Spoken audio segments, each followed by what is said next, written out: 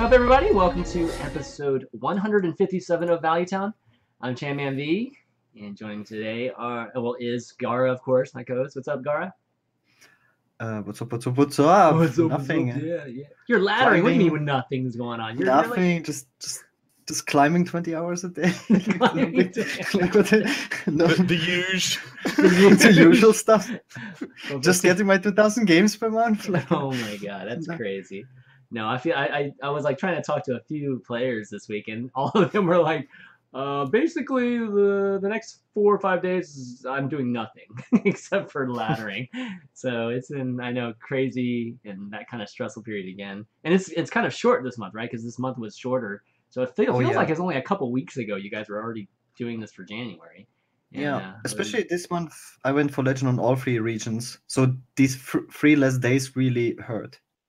Oh, I see. Okay. Yeah. Like you really need every day. Yeah. I feel like. Well, joining us today, of course, as you can see, are the dynamic duo of Sottle and Raven. What's up, guys? How you doing?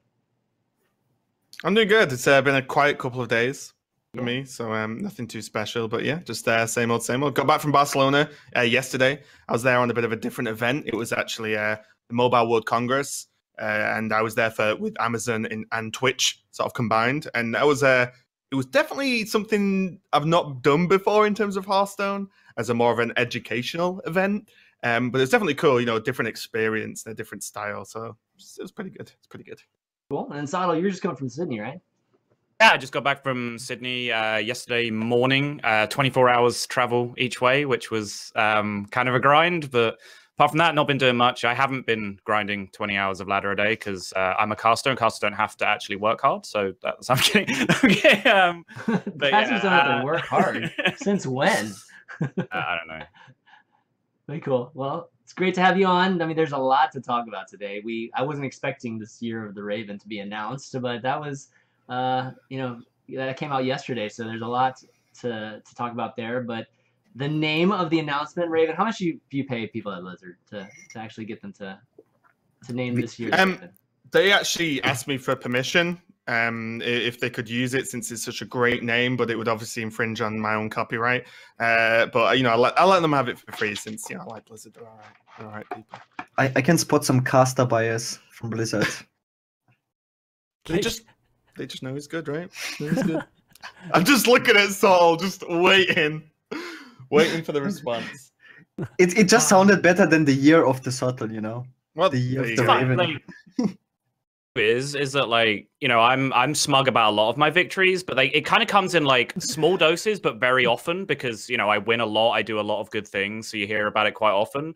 Raven doesn't get that W a lot, so when you do finally have that moment of victory for Raven, you will hear about it endlessly for weeks on end. So, well, it's mainly though because I get the victories that count, right? You get all the small little ones that people forget about. I get a Hearthstone year named after me. So, you know, I'll take those few and far between victories that actually mean something, to be honest. But yeah. Well, you get 365 days worth of hearing about this, so this is going to be pretty amazing for you. So yeah, we'll be talking about the announcement and just everything that's involved with that, and then we'll talk to Gaara obviously about just the ladder grind right now, see how you're doing. Pack winners. The quest pack actually ended. We were wondering last week, like, what the heck's going on with the packs, right? So maybe find out a little bit about that. HCT Sydney, of course, Sottle casting that and give us the lowdown on that. And then, so you think you can cast? Another thing too that's very pertinent to just our cast here.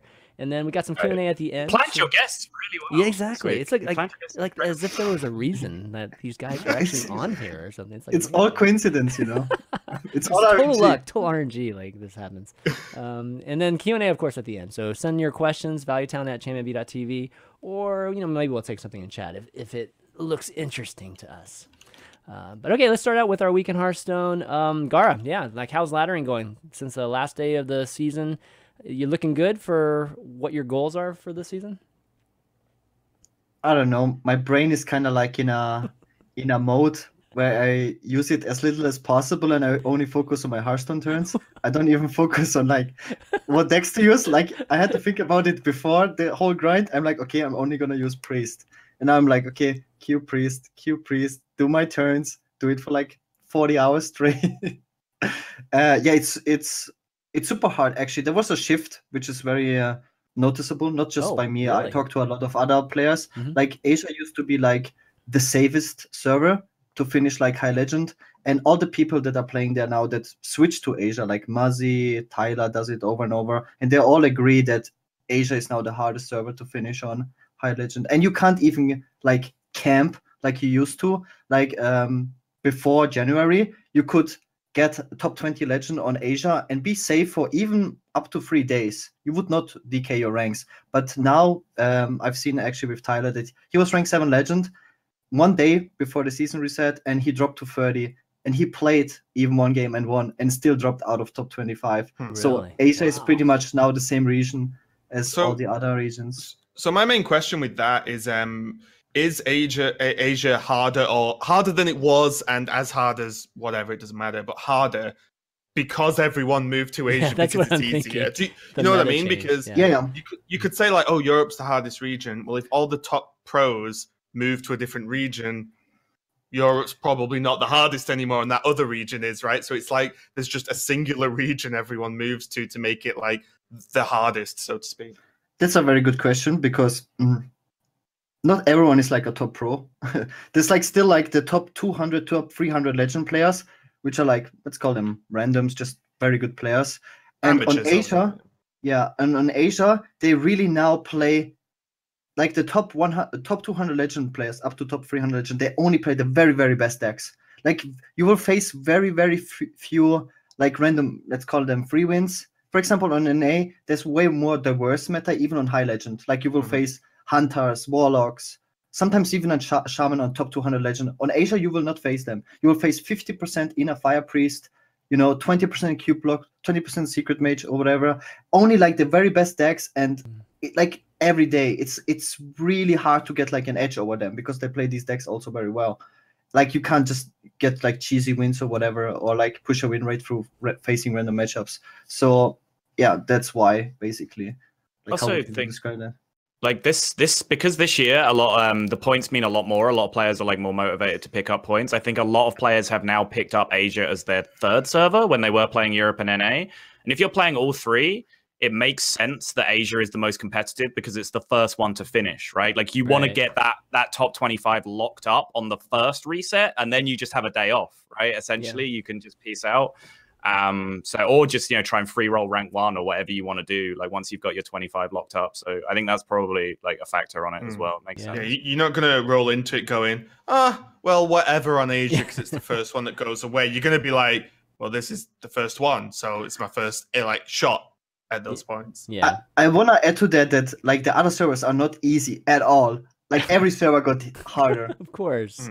It's very important. It just Like, means You so only much have more. to. You only have to look at the sheer volume of, for example, events not having enough spaces for everyone who wants to go to them. Everyone, streaming their grind. Everyone playing in every qualifier that's happening. Like the behavior of players this year has, I think everyone expected it to, increase in terms of competitive aspect, but I think it's actually gone higher than most people would even think. Like, everyone is going nuts. Almost everyone. Well, Apart from the 2 people I was hanging out with this weekend. Everyone else is going nuts. Well, I mean, I've definitely talked to several of the pros, and there's so many qualifiers that it makes me wonder that even though there's not online cups and things like that, like last year, which a lot of people complained about, right? Because it took so much time and it was just like killing them to have to grind these things. But this year, is it kind of the same? I mean, because people have to play all these qualifiers for the events.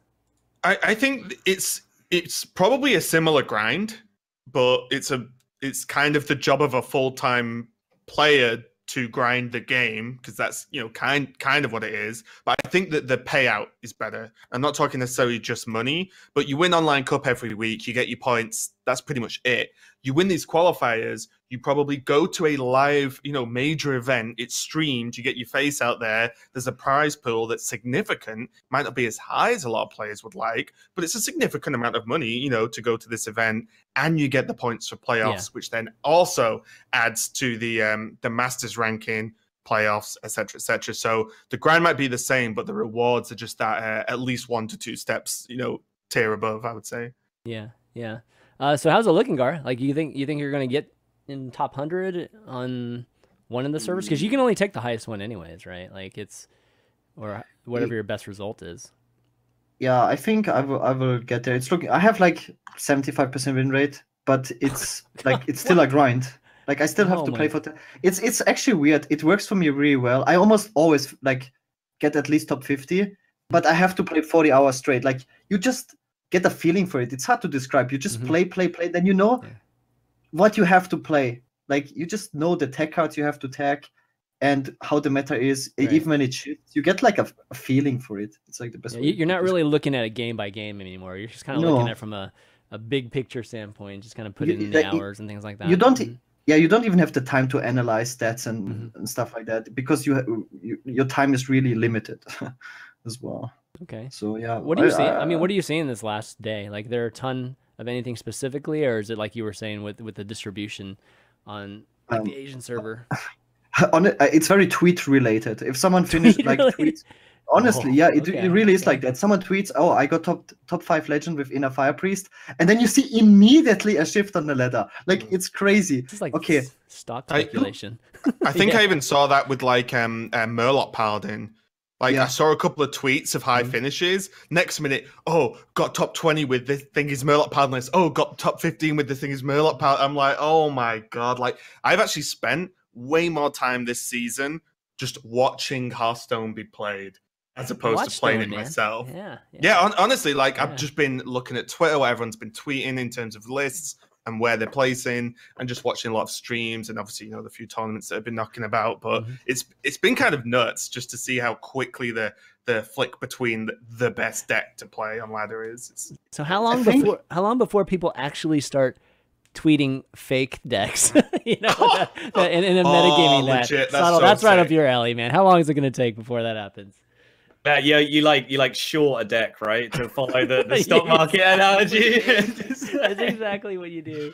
You don't post that one tweet. You don't post your actual legend ranking. You just post a deck, and then you're like, oh yeah, I'm gonna count. You have to come up with like something right on the line where it's believable that you hit like top 5 with that deck. Like it can't be so bad. It has to be like that right read on a good deck that's just bad for the meta right now. And you're like, yeah, top 5, easy. Everyone should play this.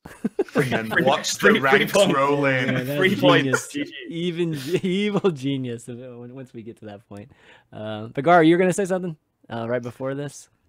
I just wanted to say that people should be careful at like just copying a deck. That's one tweets. It's really crazy how fast people like using these decks and play them on ladder. Like it's usually already too late as soon as someone posted a deck. It's like Raven said. Someone posted like I got Murloc Paladin top 20 legend. Like it's like the time you need to copy the deck and put it in your collection and queue it up, you will already face a Murloc Paladin mirror. Basically, you see the tweet, then you counter it instantly. Murloc Paladin, Hungry Crabs, go! This gives me a good idea for Aegis Reap. I need to make something that literally it uses the Twitter API just to follow all the players, and when somebody tweets it, we like give a deck that you should be playing against that deck or whatever. Yeah. So it'd be instantly a counter to it. That's really good, actually. Yeah. Okay, well, tonight's gonna be Watchstone, of course. If you're into all that, definitely go check out the streams as all the players wind down and it gets really tight. Last month it was super stressful, like watching or listening to some of these players, and making the decision whether to play or not at the end. I think a lot of people just squatted earlier than they would normally squat last month, so I wonder if it's gonna happen again. Actually, Gaara, you were relaxed last month because you were done like really, really far in advance. As like last month was similar. Like Asia is so hard, like in comparison, but I still spent like 2,000 games on Asia, and then I played the same. Like, oh man, I got like to top 200. Then I played the same deck on NA, and I got to top 10 in like 3 hours with like 80% win rate. And I'm like, how is that possible? Like, how is it so much easier? I think it's not because the people play worse. People play like different decks. I think people are more relaxed and like they still try hard, but they have like more fun. Like on NA, they really play like Secret Hunter and all sorts of different. I just faced a Warlock that had every tech card. He had the Dragon Slayer, Is it Dragon Slayer, Yep, the 3 mana deal guy? 6. He had 2 Hungry Crabs, 2 Dragon Slayers, 2 Ooze, 2 The hate deck. Yeah, and he was Yeah, top 200 that's, legend. Like, you would never face that on Asia ever. It's like, I don't know. Actually, Crane that you queued into. Fun fact. Played against Crane. Yeah. like Crane. That gives me an idea for a new Twitter account, right? All I'm gonna do is, the way we run about who these top players tweet a list, top 10 legend, top 5 legend, whatever. Right. All I'm gonna do is get a deck that just destroys that list and just comment, use this list to beat the above, and then just on every single player's deck post that I see, and just be like, I'll just go to Arian's Twitter and just comment on every single one. Use this list to beat this. Oh God, every single time. He's so obnoxious. Raven, the Hearthstone assassin. That's right. The hater of all Hearthstone. Do you want to beat all these pros and their cool lists? Use these. So good. All right. Let's see. Another bit of thing that happened this week was that all the packs, the Year of the Mammoth pack, whatever you call it, sweepstakes, right? Ended up resolving, or they ended up picking all the winners. And I actually was a winner of one of the single, the 3 packs. You get one of each. No way. Yeah. That's so Actually, cool. yeah. I didn't even realize. And then my son's like, "Oh, I think you won." And I'm like, "What?" And I don't know how he knew, because he's not, my account's like on my PC, but somehow he knew that I'd won the pack. I'm like, "What are you even talking about?" Because I totally forgot about it. And then I look and I'm like, "Oh, wow, I saw the email that I'm actually one of the sweepstakes winners." So I'm assuming you guys didn't win, or didn't partake in, or didn't get any of the... I might have, actually. When did the packs get awarded? Because I haven't logged in since I was in Sydney, because I traveled home and then basically late slept last week. until now. Yeah, it was Okay, definitely no, after then no. our show last week, because we hadn't seen it yet. So I think it was like probably Friday or Thursday or Friday or something like that. I generally never really pay attention to quests. If they get done when I'm playing, great. If they don't, they sit in my quest log for weeks.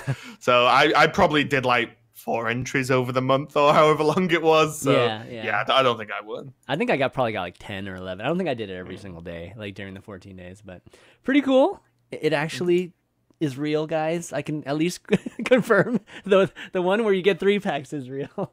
No, it's like the 3,000 one. I don't know if they ended up announcing or making a big deal out of the grand prize winner, but apparently they awarded it last week too. So pretty cool.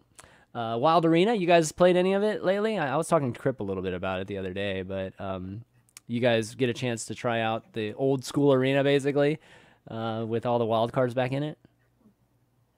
I did. I played 1 or 2 runs while I was in Sydney, I think. And like I really enjoyed it. I haven't actually liked Arena that much since it swapped over to Standard. Really? I used to play a ton of Arena, like way back in the day. I can't put my finger on what exactly went wrong with Standard. Maybe it was just because the idea itself was fine, but they kept tweaking it too much, like with the synergy picks and all that kind of stuff that came in like time after time. But just resetting back to Wild, I had a lot of fun with a couple of runs I did. Just fun, stupid, broken cards, doing fun, stupid, broken things. Yeah. Great. I did a run, and it was just great to play Mad Scientist in Hunter. So that was awesome. But it's just, I've been saying this. I've never really played a lot of Arena. I don't play a lot of Arena. I probably won't going forward. But I do like that they'll just change it now and again. That's all I ever want for any game. I'll just keep it fresh. Do whatever you want to it, but just change it and make it different for players, because I know a lot of people who have been playing a lot of it have actually quite enjoyed it, because it's like a new meta again, right? It's almost like set rotation for us in Standard. It's just new meta, new stuff to work out, new interactions to mess with. It's all the right things that they should keep doing to Arena, in my opinion. Yeah, I mean, I agree with the change is good. I mean, some changes haven't worked out, obviously, but I think just generally, hopefully they don't get away from trying at least to change things. I think with the Wild thing, I was talking to Crip a little bit about it, and he just mentioned that he likes the Standard one better, just because the Wild Arena just goes back to just, you don't try and predict anything. You just literally make the highest probable or highest probability play, and that's it. That's all you do. So it's not very interesting in that way. But I'm sure it's refreshing for a lot of folks, especially folks that have probably been missing the Wild one. It's probably been a nice way also, to there's probably a relive lot of players who have never played with those cards. Oh, it's before. possible too. Yeah. So I mean, there's new players playing Hearthstone every day. If they get a new arena where they're playing with cards that, let's be honest, like I imagine most Hearthstone players that are new in the past 6 months, past year, don't give a crap about next cards or whatever BlackRock. So no, you know what I mean. They're not going to spend money or time or packs on old cards they can't use in standard. So for them, just hey, here's what Arena used to look like and what the game used to look like. Enjoy for a bit. Why not? Yeah. See, I think that's a really good point from Crip as well. Like that actually probably explains why I had more fun. Because when I used to play Arena before it went to standard, I had a really high Arena average because it's. Again, I agree with that. You don't really have to play around anything or make reads. You just kind of make the statistically best play every single turn. And I was pretty good at doing that. And then when it switched over to standard, because I didn't have the time to invest in Arena, I didn't really understand the Arena meta, right? Which was actually necessary to be a high-level Arena player. The card pool was narrow enough that you actually had to know which cards to play around and what was likely in specific situations. So yeah, I think Cripps probably nailed it there, but that's the reason I do enjoy it, because I'm like I win more in Wild Arena. Right. Winning more usually equates to enjoying it more, so it makes a lot of sense. All right, well, let's go into the big news of the week, which is the Year of the Raven announcement. Lots of goodies in here, lots of changes. Kind of start off with probably the one that people least care about, which is the new Druid skin, Lunara. I mean, we've all been waiting for a Druid skin, okay? I'm not saying that nobody is waiting, but come on. You missed the trick. It's like probably the bit that everyone least cared about, the name. The name. Okay, the name. Sorry, come on. Okay. Oh, my bad. My bad. Well, you can get Lunara now by winning 10 standard, ranked, or casual games. So you can't get it by playing wild games. You can only get it by playing standard games. So make sure you do that, and then you'll unlock those. And then let's see, the Hall of Fame. They announced the 3 inductees in the Hall of Fame. Like this is actually a good thing or something. It's always weird about the Hall of Fame because it's never a good feeling, or there's not a good connotation to it when Hall of Fame is supposed to be a good thing, right? We got Ice Block, Cold Light Oracle, and Molten Giant. Ice Block was one that I think a lot of us were predicting. Molten Giant's, one that a lot of people talked about. They finally did what we were hoping they would do, which is like revert back to pre-buff stats, which makes it pretty crazy and wild, moving forward. But Cold Light Oracle, that was a little bit surprising to me. So why don't we kind of go through each of these, and we'll start with Ice Block. Like, Gaara, what do you think about Ice Block? It's one that we were kind of anticipating. Yeah, that's everyone kind of expected it. Yeah. So I'm not a big fan of it because I really like Control Mage. I played like so much Control Mage. I played a lot of Freeze Mage. Like Freeze Mage got nerfed a bajillion times. Like the cards got nerfed, and then the cards rotated out, and then cards rotated out into Hall of Fame with the Icelands. And now Ice Block is gone when Freeze Mage is pretty much dead. Like which other deck is currently playing Ice Block that is viable? Like it feels kind of like a Hex nerf to me, to be honest. It's like okay, one that was in the pipeline, class, right? But yeah, like a class or like an archetype that is not even playable gets nerfed even further. Like any Control Mage or Freeze Mage or whatever archetype in that direction is completely unplayable. With the Arcane Artificer will not replace Ice Block. I can promise you that. Okay, so it's not an Ice Block. That card is trash in comparison to an Ice Block, to an actual Ice Block. Well, it's definitely not as good as Ice Block. No, I mean, I don't think anybody can argue that. But is it a good substitute for it? No, God, no. Okay. Not even close. And like the icon, like Mage has to get so many good cards, and we haven't seen that from Blizzard. Like doing that, for example, nerf Shaman. Like they just tend to give bad classes even more bad cards. I wouldn't even be surprised if Mage would just get like a bunch of random RNG cards with, like that are not viable. You think Mage is in that bad of shape? I don't think that it's in that bad of shape. Mage will be a class that you just play like in a tempo way, in an aggro way, I'm pretty sure. I can't imagine like Control Mage being viable. Like, because a lot of the cards are already existing for the next year rotation, and you can't consistently use like Dragon's Fury as a removal card, for example, with Big Mage. It's not competitive enough. It can't be a tier 1 deck because of the RNG aspect. It can always be like, you can push it to a tier 2 deck, maybe tier 2.5. Yeah, but it's like for competitive Hearthstone, it's not. I always speak from a competitive perspective. Yeah. I'm pretty sure you can play Freeze Shaman, but it's not like a competitive deck. Oh, And come on. And we're talking like we're comparing Freeze Shaman to Freeze Mage now. I mean, That's you're like removing miles, right? removing Ice Block is a Yeah. huge hit. Okay. Like, All right. what route you want to go for? Like, you can't go for the burn route. Like, all the burn cards got nerfed, all the freeze cards got nerfed. And if you lose Ice Block as well, like, Yeah. how are you going to build the deck? Well, Ice Block is the think, foundation of it, right? Like staying alive has always been the foundation. But Raven, For my speculation, is that I actually think that if Ice Block stayed in, and it means that they almost can't release any more defensive cards for Mage, because you look at some of the, you look at maybe not today, but recently, like N'Zoth Mage matchups, right? Ice Block, Jaina, Arcane Artificer, and all the removal, and though like almost no one was beating that style of Mage in a control matchup, right? But then, because these rotations are these Hall of Fame are gonna happen when the new expansion hits, if they release any more sort of outlasting or defensive tools for Mage, you'll just never be able to kill a Mage. So I think that's why they might have done it. And again, I think it's fair to mention that I believe Broad said in an interview that they're looking at adding back in some Mage cards from other sets that have rotated out to sort of make up for the Ice Lance, Ice Block sort of Flame Waker being removed now. Also, That I would be really- sick. Oh my god, Flame Waker. Woo!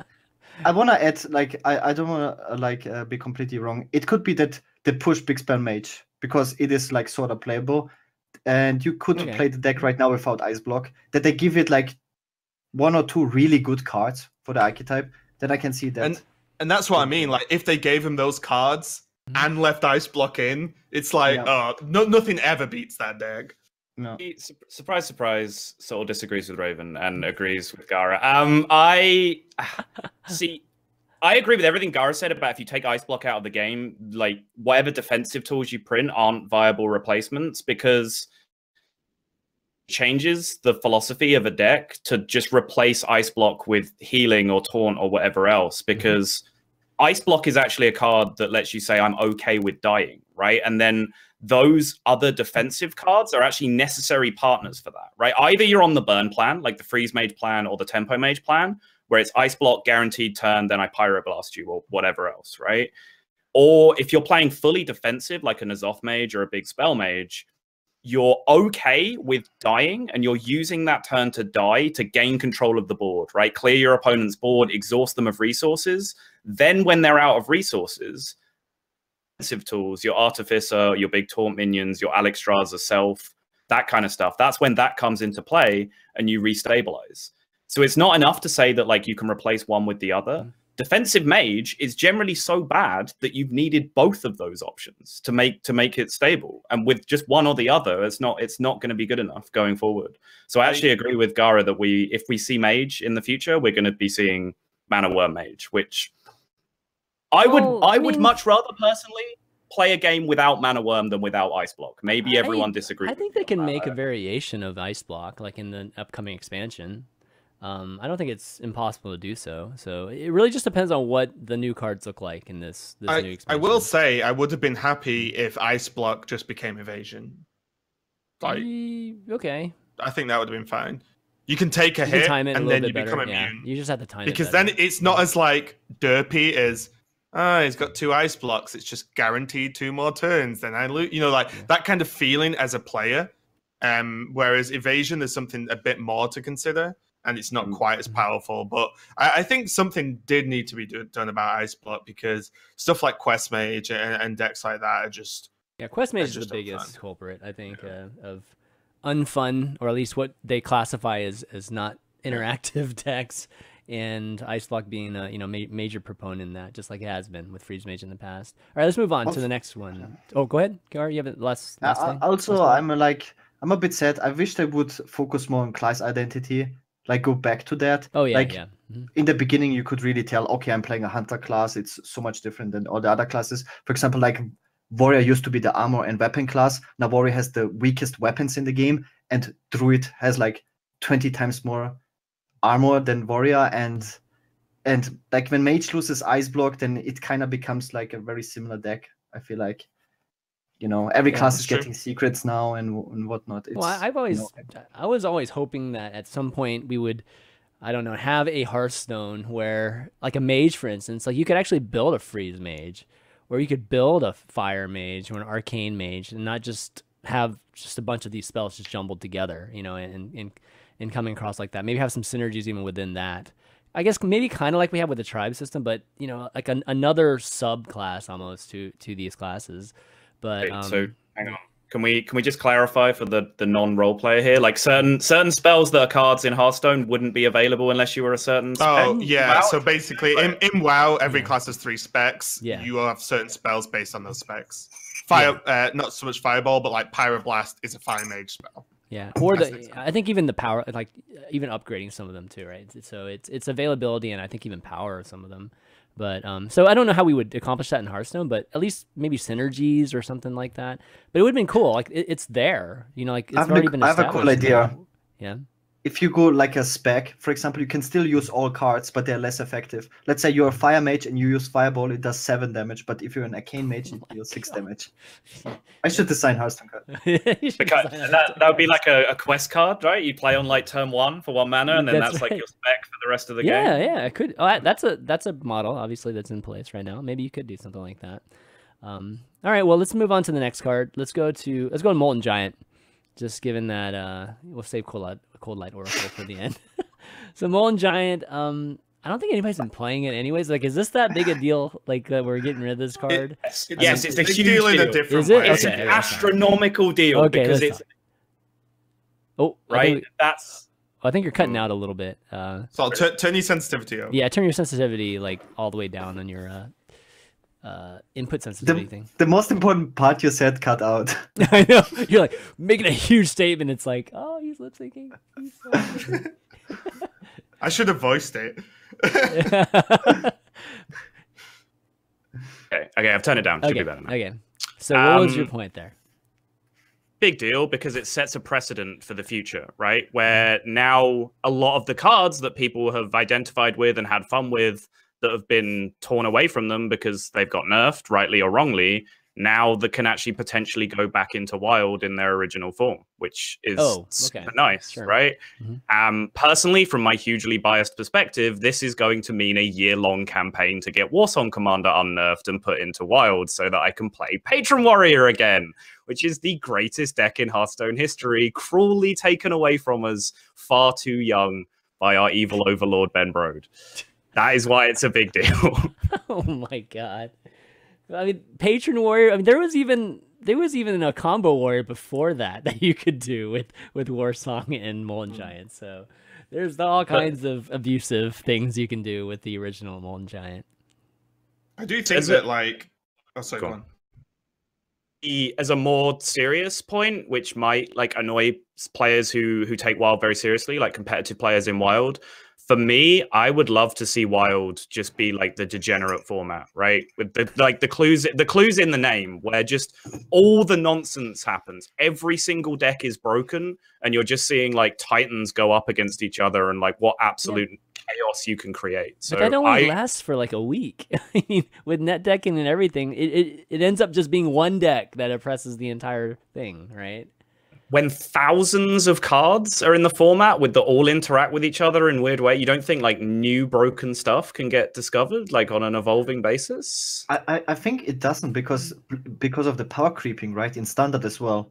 It surprised me how crazy the power creep is in standard, even though we have the rotations, right? Like you can see in Wild that most of the cards that are the best cards in standard are also the best cards in Wild. It was like the case with Corridor Creeper and a lot of other cards like Patches, like the currently best cards in standard are also the best cards in Wild. And I think like if we get Death Knights, okay, what is after Death Knights? We can only speculate, right? What if there's like, okay, there were legendary weapons and then some super mega ultra crazy card, right? People will play that also in Wild as the best card. And I think that if Blizzard continues that trend, it will always be the case. For me, it's like counterpoint to that real quick is like one of the best cards in Wild right now is Naga Sea Witch, which was literally never played in standard, right? So but nobody.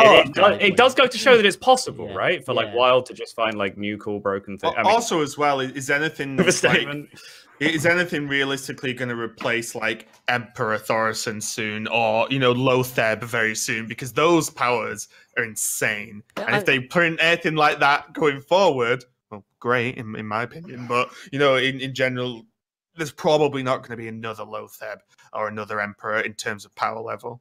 Yeah, well, I mean, for me, to your point, Sottle, there's more combinations of decks that you can do. It's just, I think from a relative standpoint, it's not as great as that. Like, because there's always going to be some kind of base established. When Wild first comes out, of course, it's like crazy, and it's going to be like a year reset for Standard, and even crazier because there's even more cards. But once things start establishing, once the meta's there, then it's not that much different than what happens in Standard. When new cards come out, then they compare that to that meta, and you know what I mean? So the whole Wild thing isn't that different from a meta standpoint. It's just there's more cards. That's it. You know, and that's fine. Yeah, so you know, if it becomes degenerate, it's going to be just like one deck in Standard oppressing it. It'll be the same thing. Yeah, it's just it might take a little bit longer to get to that point. But anyways, yeah, Molten Giant. Other than that, I mean, any effects on Standard outside of like, has there been a deck recently that we've played with Molten in it? Like ever since the nerf? I don't think so. I mean, right? you think about Molten Giant, you think about Warlock. Warlock just has better cards than Molten Giant now, so who cares? Like, I think that's the main issue for me. Warlock just has better cards, and that's the only class that really plays with its health to that kind of extent. Yeah.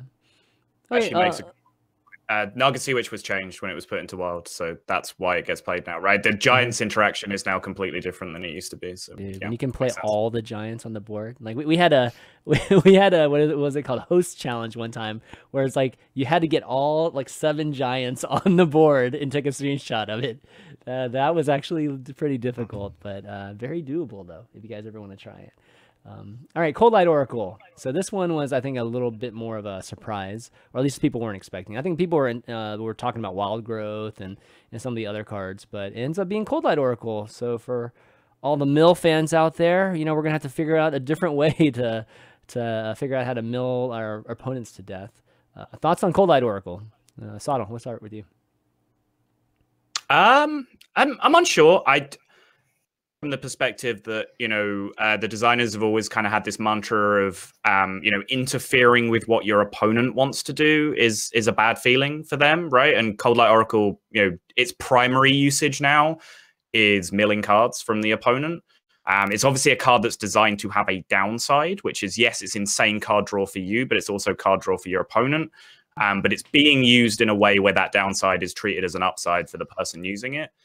So I understand that from that perspective, because they've generally tried to stay away from that dirty rat. Yeah.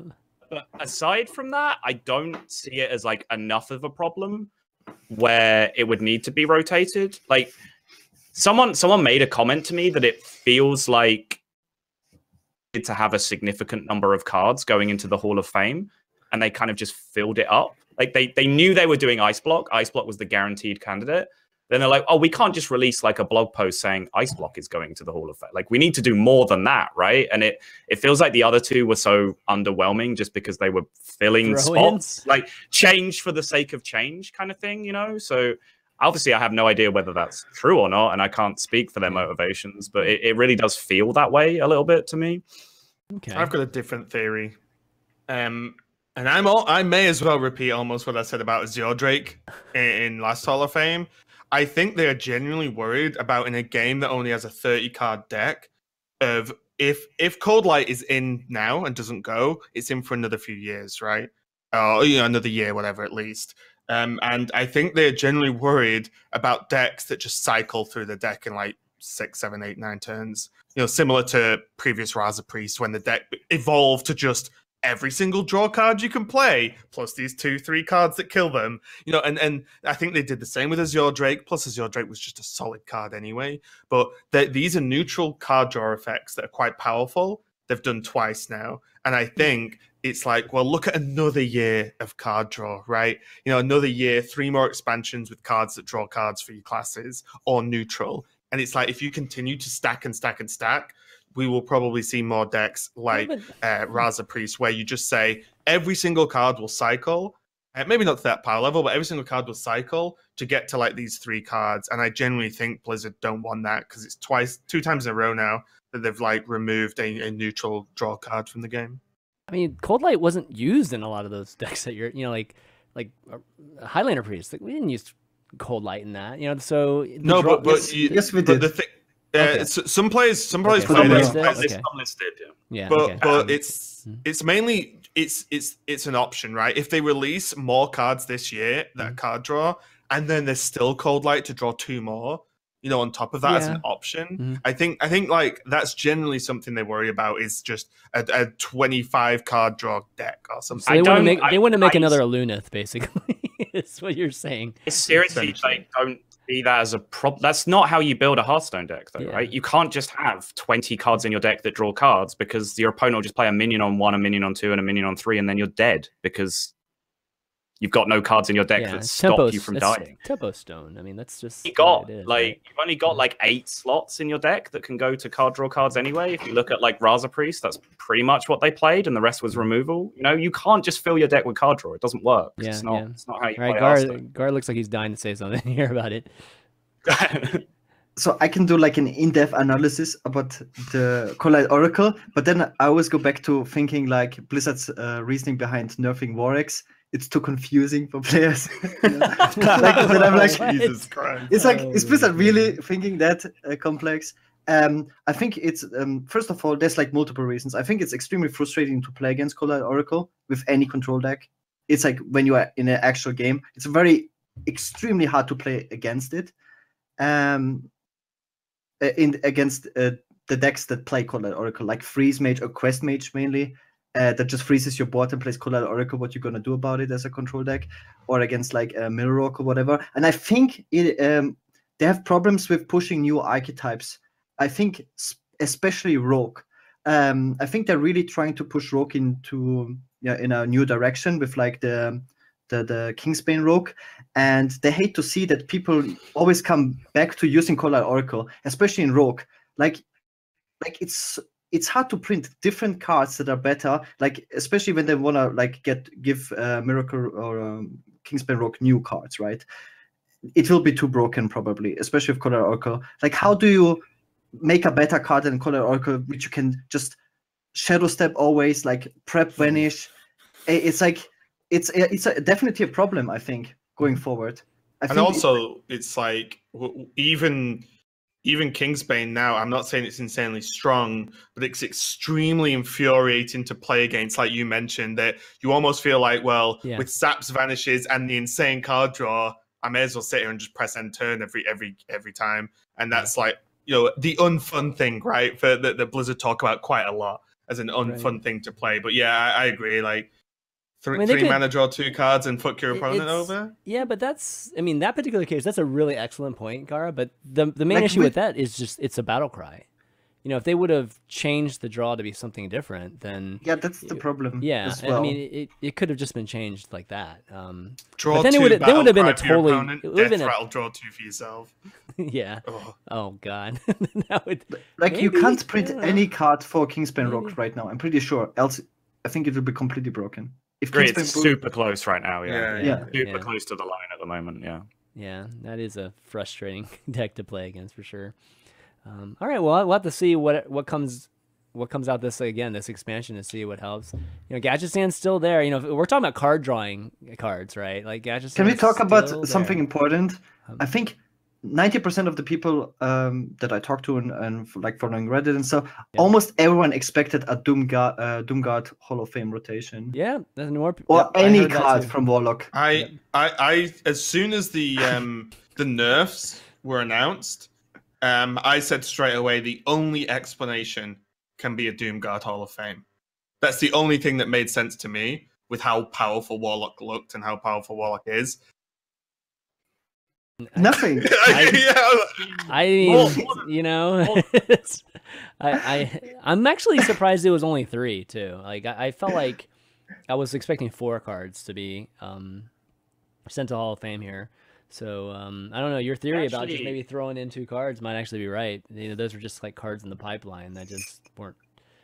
This Oracle maybe seemed a bit more timed, but Mountain Giant didn't really seem like Mountain Giant didn't seem like anything.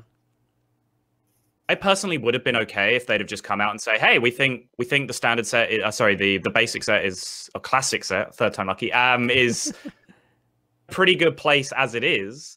we're actually not going to Hall of Fame any cards. I would have accepted that. I think most players would not have. They would have looked and, well, that's just lazy. Like, change the game. This card sucks. This card sucks. But there's a long list of cards that I would have expected to see before Cold Light Oracle or the Molten Giant thing. Like, Doomguard is one of them. Wild Growth, Backstab, like so many cards that have been like completely ubiquitous to like the classes that they're involved in since the beginning of time. So, I don't know. Well, so that's the thing. Like they say the reason why they do get rid of some of them is because it's played too often. But then there are definitely cards that are played just as often that they don't do anything about. But yeah, they deal with the cards that are in the middle, right? Because can you ever see them saying, "Oh, Mage is not going to have Fireball anymore"? Do you know what I mean? Like it's such a core concept, similar to Backstab, because of the Backstab is the combo card, right? Backstab something every single time. There's counterfeit coin, or at least there was, but yeah. Oh yeah, but as the classic set, I mean, it's like the combo activator is Backstab, Rogues Backstab, Mages throw Fireballs, whereas stuff like Ice Lance and you can get away with those, but I think they'll always try and hit the middle ground ones as opposed to, again, Wild Growth, which is just another, maybe they become too staple in the class to actually remove or do whatever with. Yeah. All right, well, that's the Hall of Fame, and the next huge announcement was that we're getting in-game tournaments. Wow, like I didn't expect this to happen so soon, and we've been waiting years for this. So, I mean, that's huge news. You're going to be able to create a tournament and invite, I think people from your friends list to these tournaments, and then it will verify decks, I think is what they said. They'll check for the decks, at least in this first iteration, and then I don't know if there's any more specifics in terms of like what else is going to be in it. But this is great. I think the most efficient way, all of us have agreed, the most efficient way to set up a tournament and do all the vetting and just everything that's required in terms of organizing a tournament, would be most easily done inside the actual client itself. And I think this is the first step towards doing that. And from what I heard from Yang Wu, on Twitter, is that this is just the first iteration. They're going to keep iterating through this thing. It's effectively beta, right? They said, it's. Yeah. So this is awesome. Like at least I can do tournaments like Firesides and maybe, just some of these third-party type of tournaments. I don't know if it's going to be like HCT tournaments and things like that, but friends tournament, just like play with your friends and stuff like that. That's really, really cool. First step is the best way to put it, because again, it sets a really nice precedent, right? Because all of the things that we call for of, like deck list management in game to avoid confusion, avoid cheating, all that kind of thing.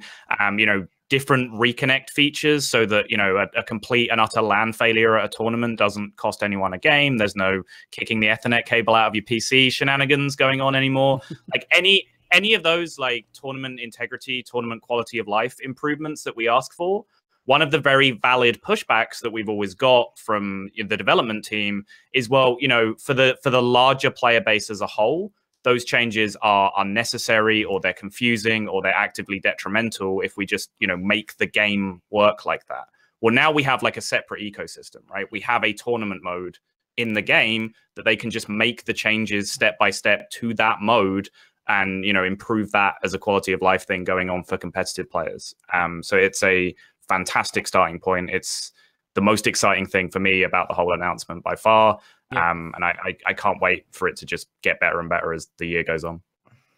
I also think as well, it's maybe not as good because people probably won't appreciate it as much. It's amazing for the pro scene, but it's amazing for new players as well. Like one of the questions I see the most is, where do you even find tournaments? Can you even play in tournaments? So on, so on. I know Blizzard have been working to try and get this stuff out to players and to newer players, but the fact that you can say, oh, this tournament is in game. You just click on this stuff in game. There's no like random websites you sign up to and username, password, log in at the right time, click check in, be there on time, find your opponent, match your opponent in game separately from the website. It's quite a big ask actually to the average player to even know how to approach a tournament. Whereas this is just accept, these are the decks. Go. It's actually really nice to introduce a whole slew of new players into competitive Hearthstone, which is the more casual side benefit of this, as well as obviously the high level competitive side that we all really care about. Yeah, Gaara, as a player, I can only agree with everything that has been said. Like, I'm super excited for everything that Blizzard is doing outside of actual in-game balance. Like, imagine that was imagine the actual game is good as well. Then holy smokes! Oh my god! Okay. No, I mean it's great, but there's a lot that can be improved, like in that regard. No, but I'm super excited, especially for the ladder changes. Like, it already started because Asia already reset it. Like, it's such a great feeling, man. Being ranked 4, you actually get the 5 stars. It's not just rank 4. I think this was not. Oh, you not get guaranteed. 5-star rank 4? You're ranked 4 with 5 stars. It's like, wow. It's nuts. Okay, that's nice. You're essentially like rank 3 then. Yeah, really close. Okay. It's super exciting. Like, because you have, honestly, I think what people really underestimate is the mentality change you have. Like, right now, when I start a new month, I'm like actually kind of pissed at Hearthstone because I know, oh my god, I have to play 1,000 games to get Legend on all 3 servers. Yeah. Like, if you want to be competitive, you kind of have to do it. But now you're like, you have so much more fun playing the game because you have to like grind less. Yeah. And then every other bonus change you get with, I think we're gonna talk about the quests. In a second. bit, right? Yeah. All right. No, the changes are awesome. I think as well, like, considering we're just 2 months into the year and we've got the new ladder system, they've announced tournament ton of mode. stuff. Yeah. HCT is looking really good so far. There's definitely been issues with the qualifiers and such, but teething problems, of course. But again, just having so many events so far. We talk about one in a minute, and like this is February. They're going to announce a new expansion next month, and the rotation, of course. Like, this is shaping up to be pretty damn good, and it's February. Like, keep it coming, Blizzard. That's all I want to say. Yeah, this last year has been amazing, I think, in terms of the Hearthstone team doing a lot of things, taking some chances, things that we were hoping they would do, making changes, and kind of getting back to this tournament thing. Just kind of wrap it up is that I think the biggest thing to take from this is that this is step 1, because things like having pre-made tournaments in the game that, like, a lot of people like want the ladder system to maybe even turn into eventually. That's in the future. Like, once they like test out this kind of standalone type of tournament function, then I think building this out into something that's a bit more automated is going to be, much, much more better. So, that's what I'm excited for. I just hope this, like, the community kind of like is patient with them with this. If it doesn't go super well in the very beginning, obviously they're going to iterate through this and get it to that point. But once it is stable, then man, it's going to be killer. I think once we see, a whole tournament section on the main menu that you can go and join any tournament, and once it fills up, you play like an 8-man tournament or 4-man, whatever. That's on the horizon, guys, and that's very, very exciting to think about. All right, next thing, faster quests, kind of what Gaara was just alluding to. So all the folks that are really frustrated with or have been having a hard time, doing things like playing, 50 class cards or getting, 20 minions that cost, 5 or more. Well, it's a lot less now. So you're going to be, the quests are actually going to be easier to complete. And then some of them, you're actually going to get more rewards. So, another instance that they're be giving us something cool here. And, that's cool. I mean, there's nothing really to complain about here, right, guys? I mean, you guys I will say, really upset that the quests are harder to do now? I will say, when I glanced at this, I thought they meant the cards. I was like, are you telling me Quest Mage can do it in 3 random spells now?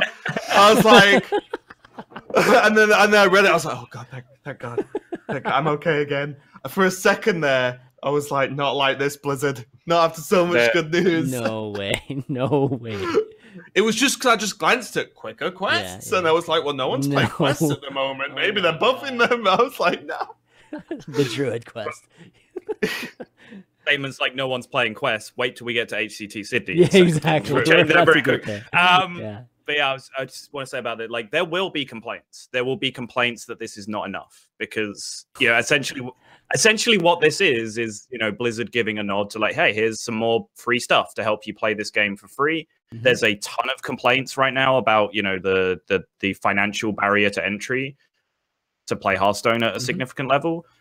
And it's something that, you know, I've spoken to developers and stuff about, like, you know, does this concern you? Is it something that you're thinking about? And, you know, it absolutely is. But at the same time, you know, everything that they are willing to do to help you play the game for free is pure charity from Blizzard, right? That's what you have to understand. They have no obligation to let you as a consumer play their game, which is supposed to make them money for free. So them doing this is fantastic, but you said there won't be any complaints. I guarantee you that there will and are. Why isn't it $1 million gold a quest? Exactly.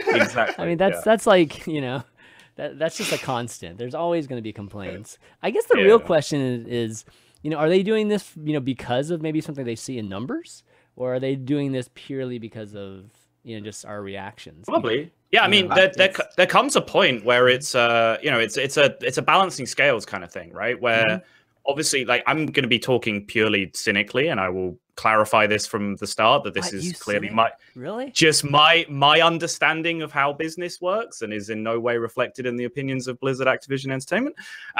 But point, right, where like the amount of money you force someone to put into your game to play it successfully ends up making you less money because the players aren't having a good time because of the barrier to entry, and then you hemorrhage users. You know, 50 million users spending less money will make you more money than 10 million users making a lot of money. Yeah. It's different in some free-to-play worlds that are like fully built around whales, like just sinking thousands of dollars into their game. But I don't. Games. Yeah, but I don't. Yeah. You know, Hearthstone's business model is like that. So if it does reach the point where the player experience just becomes too toxic and people just aren't having fun playing the game anymore because the grind is too heavy, that's when you'll generally see companies like make the barrier, like remove some of the barrier to entry. So it's probably what we're seeing a little bit of here. Okay, well, last bit of this announcement is they teased some of the expansions. So I figured I want to see if any predictions as to what the themes might be for these expansions, because they're significant. They show the stones here, and you know, like on the planks, and I don't know, that first one looks viney, maybe a forest of some sort. I don't know. I can't really. The first one looks like Naga to me, Naga? like Gaara or something like that. It's like watery and like, you know, like weeds sort of thing, and they've not really done Naga yet. Not like, yes, there are Naga cards, but they've done nothing to do with Naga. Like, you know, Lady Vash and stuff like that. I would have guessed Pandaria, kind of like monks-ish. Think so? Monks? In that direction. Like, it's like, when I looked at the shape and the color and wood-ish, kind of. Yeah. Okay. But Naga makes sense too. But to dedicate an expansion to Nagas, it's gonna late. Well, there's tons of stuff around Naga though. That's the thing, or at least the fight anyway. But I want to hear what Sottle thinks it's going to be with all his lore knowledge. Yeah, I knew that was coming. Yeah, I'm AFK throughout this entire discussion. I have no idea. I like the pinky purple one. That's pretty. That's... Oh my god, that's all we're gonna get from him there. Okay. Can't wait for some like one. All right. Sherlock Holmes work, like in-depth analysis of all the colors and shapes. And I like the last one. The last one has like this discoloration in the plank itself. So I'm wondering if that's another pyro expansion. Yeah, exactly. A sea related. Great. I think a lot of people are talking about the middle one, because it seems the most obvious. With like say the Netherstorm or, you know, Ethereals. I hope it's Ethereals because I like those characters. They're awesome. But yeah, something to do with the Void, Netherstorm, you know, Ethereals, whatever. So I think that one seems the most obvious. It looks like Void energy. But the first and the third one, I mean, the third one could be a Murloc expansion for all we know. Murloc expansion. There was a Murloc expansion in WoW TCG, I think. Don't get everybody too excited about that. Every time we think that Murlocs, well, actually Murlocs and Paladin are okay, but Murlocs and Shaman, that's what we're waiting for. It's been close. It's been kind of close, right? Maybe the last one's Naga, or so, you know, the watery sort of Naga, whatever. The first one might be something like undead, or like maybe like Duskwood or something. You know, like that kind of. It looks like kind of like dead pale trees to or me. something. I don't know. It's not gray enough for me to think that they're dead trees. I find it interesting that like all expansion are already like kind of like Figured in the out. works They're or figured out whatever. already, like Or at least the thematically. team. Yeah. Yeah, You mentioned yeah, they're working already on the cards for the third expansion. Yeah. That's That's crazy how to it think is, about. right? Yeah, it's always 7 months in advance or something right now. They're always Is- like ahead of the. It's pretty far in advance, yeah. Yeah. I don't think they're putting the last polishing touches on the expansion they're announcing next month, for example, that's coming out probably the month after. Like, we've still got 50 cards to make. Crap. It's like, I imagine they're a little bit further ahead. All right, we'll move on so Sottle can join back in this discussion. But before we do, I want to give a shout out to some of the folks that have been supporting the show for a long time. Of course, that's our patrons. And if you want to support the show, go to patreon.com/valuetown and throw a pledge our way. It really helps us pay bills and keep this show going. But I want to give a shout out to some of the folks that have been doing it for a long time. Our producer, our legendary producers, Mike T and GoTricks2. And then Bob K, Gary D, Bryce L, Dan S, Aaron B, Keepa, Greg S, John M, William R, Gandalf the Way, Risa, Michael S, Dale R, and Bradley M, just to name a few. Thanks so much. And I want to remind folks that you can find us on iTunes too. So if you like the show, leave us a review or a 5-star review. It helps people find it when they're searching for a Hearthstone podcast on iTunes.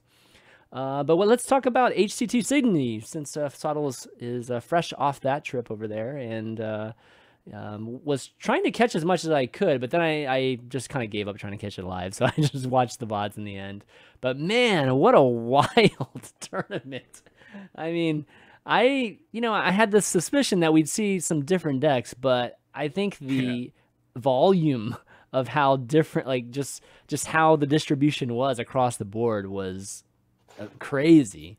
So yeah, Sottle, why don't you talk about that a little bit in terms of the event? I mean, I don't say this lightly because I've done a ton of amazing Hearthstone events, but the Sydney Tour Stop was genuinely one of my favorite events that I've ever done, and that was, from a game perspective, from an out of game perspective, the Sydney as a city was great. It was a super laid back atmosphere at the whole event because there was no separation backstage. Like most events has a specialized player practice area where the 8 or 16 players will just be sat around PCs or whatever. And then we'll have a green room for the casters where we'll hang out, and then production is somewhere else. At Sydney, it was just one big backstage area with beanbags laid out everywhere where everyone was sat at the same time. So we were just all hanging out the whole time, just sat back there, making fun of plays and, calling out people on misplays, of which there are many, which we will get to, I'm sure, in a little bit. Yeah. As a whole was fantastic. I'm sure as a viewer, purely because of the meta that we ended up with. And what we ended up with was a meta. What you saw was a meta that occurs when everyone gets the meta wrong. Really? Okay. Yeah. So what was happening is that everyone came with a lot of people brought just best decks, right? There was 6 to 8 players that just brought the best decks. Mm-hmm. Then the players that went next level all went next level in a completely different way.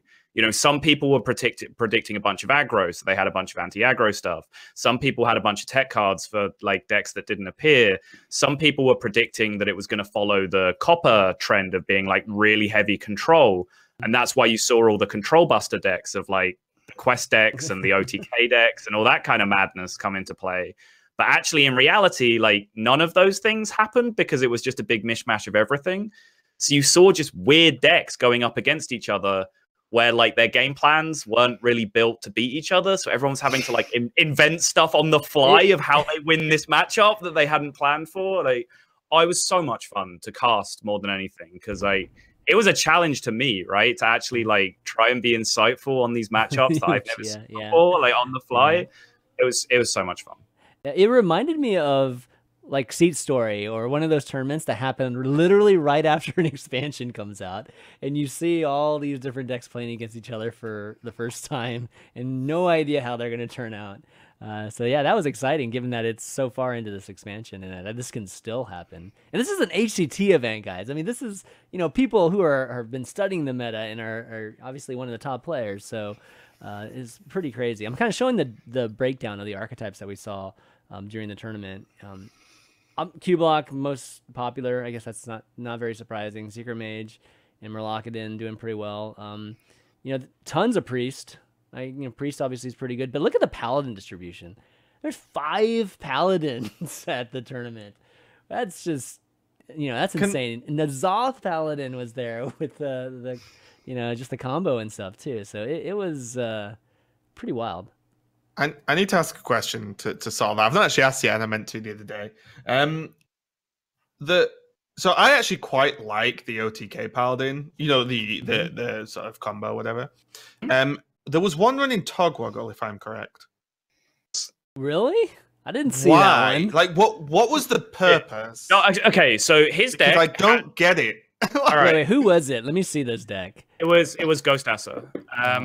So his lineup as a whole was full anti-control. He had 6 Cold Light Oracles and 2 Naturalizers in his lineup. So he was basically anti-Warlock, right? He was going to burn cards from Warlock. His Paladin had like Outdoor Peacekeeper in there, so he could beat Mountain Giant. He had double weapon destruction in every single deck, so he could kill Skull of the Minari. He was all in on beating Warlock, right? It was like that frozen HCT strat that we saw at like playoffs, whenever it was way back. I cast 2 series of that Togwaggle deck, and we could not tell you what that card is doing in there, even after like watching it play out the whole time. Yeah. It makes so it's not just no me. sense. So it's not just me. Good. Okay, for once. It's not just me. I was like, I don't even know what deck you would want to swap with, and it's not a mill deck either. So it's like, what are you trying to do? The problem for me is you play an 8-mana 5/5, and then they just play 5 mana and carry on with their life. Do you know what I mean? Like, that's what I do. If it shuffled the Ransom into the deck, then we can talk, right? Here is the best theory that TJ and I could come up with, right? Oh god, TJ was involved in theories. Oh boy. I'll be honest, this is like 80% TJ. So this deck is even more all-in than regular like OTK Paladin, right? It's all card draw and neutralization and stall, and it's literally just draw, hit you with a combo. That's like the only game plan to win. There's no like big boys and Nazoth and all that kind of nonsense. Right. So, point where you think that's not going to work, you then have a plan B of like King Mukla, your opponent, use the coin that you've been hoarding for like your OTK, and then coin the shit deck. Yeah. Coin the Togwaggle for 11, and then burn the ransom card. It does sound like something TJ would think of. I mean, I think it's legit. I think that's about the closest thing I can think of looking at this deck. Like, what else would it be? Yeah, and what I'll say to Grimly saying, for adding a card to your opponent's hand, making it easier to mill them if they don't play the ransom. No, you need to mill them that turn because you're going to play the ransom because you want your deck back. So you play the ransom. Ghost Asser is a hero, man. Like, I think it's fantastic. I just didn't get it. It's epic, man. It's definitely epic, and we got to give him credit for running that. Yeah. But he went 3-0 through winner. He went 2-0 through winners. He got to third round winners before he lost. Where's this? All because of King Togwaggle. All because of King Togwaggle. How many times did he actually play King Togwaggle? That's the key. Not once. Yeah, not once in the once, tournament. Exactly. Did it hit the board. No. So it's just there for memes, man. Totally there for memes. But just kind of sum up at least the results, and then we'll kind of get into some of the epic games. Jack Attack ended up winning, beating Odyssey 3-2 in the finals. And Jack Attack, man, with his smile, that guy just doesn't stop smiling when he plays Hearthstone. I've never seen a guy when bad things happen, when good things happen. He's like nodding and smiling like the entire time. So congrats to him for winning it. I think it was his first win ever, right? His first event that he's ever won, I believe. It's the first tournament he's played. Oh, he's played. Oh, wow. Yeah, the qualifier for this event was the first like competitive tournament that he entered. Oh my god! Wow. Easy 100% tournament win rate. I genuinely want to put this out there because I'm sure there's like an attitude of guy comes out of nowhere and high rolls the whole tournament. Mm-hmm. I totally had that attitude too when he started winning because he was high rolling early on, like 100%. He was getting super lucky. He wasn't doing anything wrong. He wasn't playing badly. His decks were drawing in the right order and he was winning games, right? Like that can just happen sometimes in Hearthstone. As the tournament went on, like his last 2 or 3 series, he played super well. That guy is actually a good player. And he's just a guy that was out there that's just never got into the competitive scene, never try-harded. And he just showed up and he just casually laid back, played great, brought good decks, won the tournament. Great. HCT qualifiers. Yeah, exactly. That's Like, right. This is like a that's perfect story amazing. for Blizzard, and every man can get there. And also, he was exactly actually why a lot of- HCT is designed this way. He was actually a lot of fun to watch, which for me, I think players don't, or the average player, should I say, doesn't value highly enough. He is actually just an entertaining person to sit and watch. I couldn't watch the whole thing. The bits I watched when he was on, I was having fun regardless of what was happening because he was having fun, very obviously. So like that is something that I think more players need to look at in terms of it's not only about how you play the game. Obviously, that is extremely important, but also how you come off to everyone else, right? If you know how you portray yourself, I think is super important. And he was a lot of fun. So I was kind of rooting for him anyway, just based on him as a person, never mind anything else. Right. Gaara, how much training in front of the camera do you, like when you're playing, do you ever like try to pay attention to how you actually look so that you might be more entertaining to the viewers? Honestly, yeah, especially recently. Oh, no, really? It came to me recently because, like, it works with female, like like a lot attractive Twitch streamer girls. They get like a lot of more donations, but I feel like it's probably the same with male streamers as well. Like if someone is attractive, just even to males, I think it's. Honestly, I think it's on a subconscious level. I'm pretty sure. I don't know if you've misunderstood the question, Gaara. Oh, what? No. I think if you Raven's been carried his whole career by being vaguely attractive. Yeah. It works for him. There's unbuttoned shirts And got a year named after me if no one knew. No, I mean, I know, I kind of get what your point is, but who's like, super attractive male? Maybe it came to me because like I was actually watching like Lota's stream recently when he was like, how many people like watch and ask him for like, you know, style tips and Lothar? fitness tips. Okay. Yeah. Yeah, Lothar. Well, I'll say for handsome example, man. Lothar on Instagram quite a lot uploads pictures and of the outfits he's wearing. Do you know what I mean? Of like almost like fashion stuff, and people like that sort of thing. But I just mean in general as well. I mean, you're a good example, Gaara, right?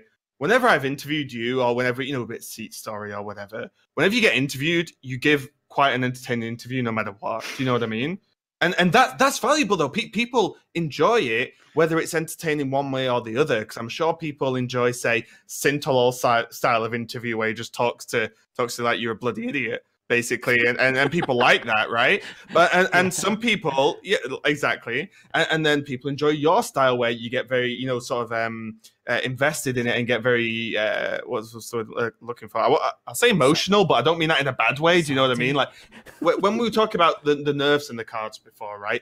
You're clearly very invested and excited about stuff, and people like that. I honestly feel there is a market out there for someone to train players to develop personality and how to act on camera. That is a real job, and someone needs to start selling that because that is extremely valuable. I think all teams, and I'm pretty sure there are already teams that plenty of teams that do this, but should be like media training their players, interview training them on how to like you know, make themselves bigger than larger than life, basically. I mean, even Blizzard could do that. I mean, you guys got there like a week before the World Championships started, right? Like, even just a day's worth of training, it can go a million miles in terms of having entertaining interviews and it genuinely baffles me that people don't turn up and play in costume or something. I mean, well, it's because I mean. Imagine. I get it, listen, dude. right? I totally get it, but I mean, a lot of people series. will not go out that far to do that. Trinity series, when Chucky had the Gul'dan robe, right? Yeah. If that wasn't Chucky and that was Bob, you know what I mean? Suddenly everyone really likes Bob, you know, and remembers who he is, right? And I'm not saying you have to go super silly, but you know what I mean? It's just like, just things to really like put yourself out there and be remembered and noticeable and funny and interesting, one way or the other. Yeah, I'm 100% with you on all of that up until the costume stuff. Might just be a little bit too far. Dude, you like wrestling. How can you not like the costume idea? Point. But like as a point about that Chucky thing, like TJ told me this story at Sydney, actually. Like the reason why that works so well is that Chucky was completely prepared not to do it. He brought that costume with him, and it was only because he ended up coming up. He ended coming up playing Warlock. It ended up being a really important match. Then he bust it out. Otherwise, he would have just packed it back in his suitcase and just gone home and not done it, you know? Like, but I mean, the fact that that was even considered is what Yeah, but will that's make a lot different than just memorable. like dressing up as Jaina, like Tyler dressing up as Jaina and going to his next tournament. You know, like yeah, I don't think that would be quite the same. It's actually such an interesting topic. The only people that I see doing that in esports right now are the casters, right? That are actually also improving. Yeah. It's only the casters. Like, why is that? But all the casters are like, I feel like are getting better, like in what they're doing. Like they're dressing better. They're doing funnier stuff. They talk better in front of camera. Yeah. Like I can only see that with the casters, like improving. Like why is that? Like I do mean, they have to do it? You guys are having training because and- we've had media. Yeah, training, you've had training. Yeah. That's why. I've had media training, yeah. But that's what I mean. I feel like no one is telling players they should be doing it. I say it a lot. I say it to newer players I meet at, like DreamHacks or whatever tournaments, newer players I talk to online. I'm like, it sounds harsh when you say just be interesting. It's not that, but just have fun and just get yourself across. And even if it doesn't mean you have to be outgoing and super funny, you can be different, right? Just play to your strengths and push them out. Like if your strengths here when you're on camera, do it to this much instead, and it will come off really well. You'll be more memorable. You'll gain a bigger fan base. People love you. People will be interested next time you're at a tournament. Yeah. And I feel like no one's telling people this, and it's crazy. I think people hear it. It's just they don't know how to do it. They actually have to be trained how to do it. That's true. That's true. Yeah, there's a lot of people that like improv or something. Like almost like most of the population doesn't know how to do improv, so they have to be like shown how to do improv to a certain extent.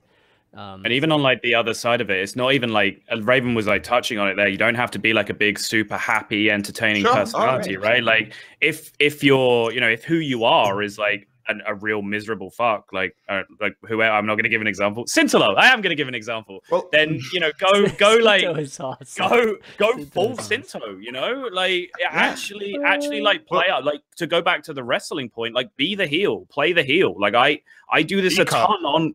Yeah, I do this a ton on commentary, like I do things that are fundamentally unlikable, to annoy people and get them engaged in the game. Like if your engagement in the game is being annoyed with something that I'm doing and ranting in chat about how much of a smug twat I am, then guess what? We got you. We got you. You're engaged in the broadcast, Look at Kalento, right?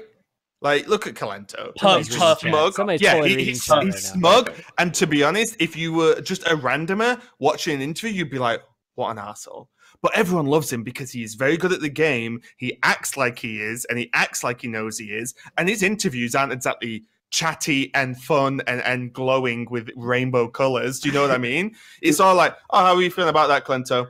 Of course I was going to win. And that's funny. Like, and well, that's like a meme in itself. But he's had years of creating that. That's different, right? But you've got to start totally somewhere. Different than a guy like right from the start. Sinto is a good example because Sinto is actually not like that offline. Oh, the interview story. Okay, tell us Kalento's story real quick, right? This is peak Kalento. We're at Worlds. All the players walk into a room and just sit down with the 6 casters and a couple of members of production. One player at a time. One player at a time, yeah. And we interview them, we ask them questions, we kind of pick up on like storyline stuff for the broadcast, interesting things to talk about, right? Some players are super into it, some players aren't, and kind of, give us very quick answers or whatever. And it's harder to get info out of some players than others. Obviously, Kalento falls into that second category, right? That's a given. He's going to be very tough to interview, but nothing beats the answer where Abar, who is like a production assistant, one of our like chief researchers on the event, asks him a question, and Kalento pauses for 1 second and then just says, pass. And just sits back and refuses to answer. Nice. Oh, I thought you were going to talk about the caster question. Nice. Okay. All right. Cool. My very first time I casted with Kalento was 4 years ago. It was on a mass stream. He looks like super serious. He doesn't say anything, and then he's like, "This player is really bad." Why did he do that? It's like everyone has like the serious expectation, and he's like so honest. Well, that's what I mean. He's established that. I mean, there was a while where Kalento, everybody was like, "Oh my god, he's so awkward." But then now it's we all love him now, so it's a lot. That's developed over time. Yeah, how funny it would be if he would be actually really bad at the game. It would be so much fun. Oh, dude, No, that's the no. best angle. Like you like you're an actual bad player and you know it. You like high roll one Yeah. tournament and you just start talking shit about everybody for the rest of your career, even though you're bad. That's so 10 out of 10. You're like misplay all the time, but you still act like you're the best. Yeah, Oh my goodness. Yeah, you like I clearly outplayed him. What are you All talking right, about? we got to bring this back. We've gotten way off tangent. Let's got to bring it You back give to him Sydney. free lessons. There's You're like a one- rank 9000 legend, and you're like, this guy sucks. He's so lucky. Oh my god! Okay. One last thing about the tournament is just like some of the crazy games that we saw. We talked about the crazy decks, but we saw a couple very something. I mean, might even be just like some of the most memorable games that we might see this year. That Deathwing game where the guy played 3 Deathwings, I think, maybe 4 or 5. I can't even remember how many he played. It was Odyssey against Professor Oak. It was Odyssey playing all the Deathwings, right? Yep. Talk about that one, Sal. You casted that. Yes, and Professor Oak played really badly, and he won't mind me saying this. He's a super chill guy. He was backstage getting made fun of relentlessly after that game by every other player back there for how badly he played. Everyone was just calling him Professor Choke instead. So my god. deal with that how you will. But damn. yeah, he played super badly, and like I was casting the game, and I have a difficulty while casting where when I really disagree with something, my default response would be the Calento thing of this play is terrible, that guy's an idiot, what are you doing? Which, obviously where you're casting, you can talk about how bad a play is, but you shouldn't just be calling someone an idiot. That's not broadcasting. So That's what you do to your co-caster instead. exactly. Raven is there to sponge up all that hatred that comes spewing out of my body. If you go back and listen to the cast, you'll be able to pinpoint every moment where I like paused to not say he's anything too speechless. savage. When he's literally speechless. So during grand finals, I think, so this was lower bracket finals. After the game had finished during grand finals, I think I said that he misplayed 6 turns in a row, which is impressive. Then I went back and watched the VOD, and I think it's actually 8 turns in a row that he Was misplayed. it in a row? Seriously? I mean, definitely in the span of like 8 to 10 turns, he misplayed a good number of them. But in a row, he What? overextended into the first Deathwing. Yeah. Then he And overcommitted. Just to set this up a little bit, guys, he like was way ahead of Odyssey, Professor Oak. Like he had already gotten like 5 cards from Ysera or something like that. Full hand. We're talking about Professor Oak with nothing on the board and maybe a few cards with Deathwing, right? And again, Professor Oak had a full board and was just like throwing down Emerald Drake. So that's kind of where Sottle was saying, like extending. Like, go ahead, you can kind of continue. And at this point, he knew there was a Nether Spike card in the opponent's hand, right? The game is 100% won. The only thing you lose to is that Nether Spike card being Deathwing, right? That's where we are in the series. He has 2 Yseras on board already. Spellstone, an entire Spellstone, just to summon a 3rd Ysera and fill the board, right?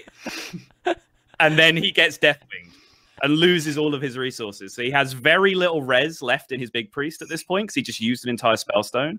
Then he commits to the board again while dreaming the Deathwing, plays too many cards out of his hand, more than he needs to, gets Deathwinged again. Then on the following turn, he has a situation where he could just play Obsidian Statue and dream the Deathwing, and the game is locked up because if he Deathwings the statue, that's fine for you. Your opponent is welcome to Deathwing a statue. He just didn't do that. He did something else with like Greater Healing Potion instead. Then the Dragon Hatcher nonsense came about. The opponent drew Free from Amber.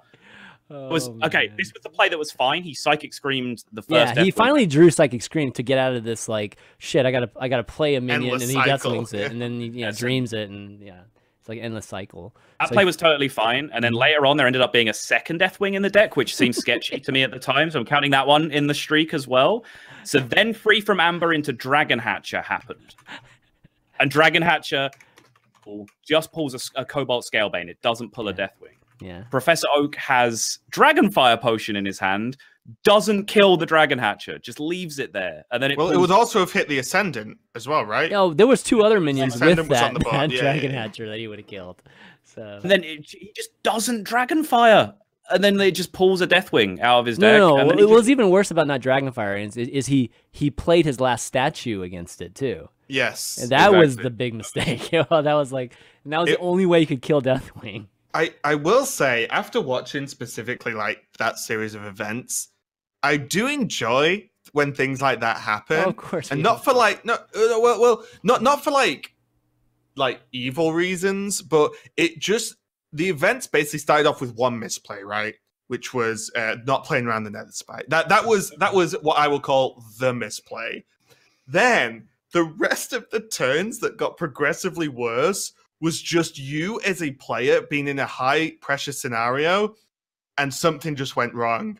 And then you spiral and spiral and spiral out of control as you cannot keep up with what the hell is going on in the game. And it's getting worse and worse. And you know he was feeling it slip away. And that, I love it because it shows that like the game isn't just, oh, you clearly just make the best play every single turn and blah, blah, blah. You know, it's like things affect people. People are playing the game and things affect people. And yes, there was the level 1 straight up misplay early on, but then it just I don't know if you into a progressively worse mess, and it was glorious to watch. Gaara, I don't know if you saw it or not, but like, does that happen to you? Like, do you? Because I think this is a combination of like tilting plus just unfamiliar territory. Like, I don't think he's probably been in a situation where there's like a Deathwing where you're dreaming and then you have to play against the Deathwing to, like, it's like crazy stuff. So have you ever been in that kind of tilting situation, Gaara, where you're like, not to that extreme, not but that extreme, not 8 in a but row. misplays.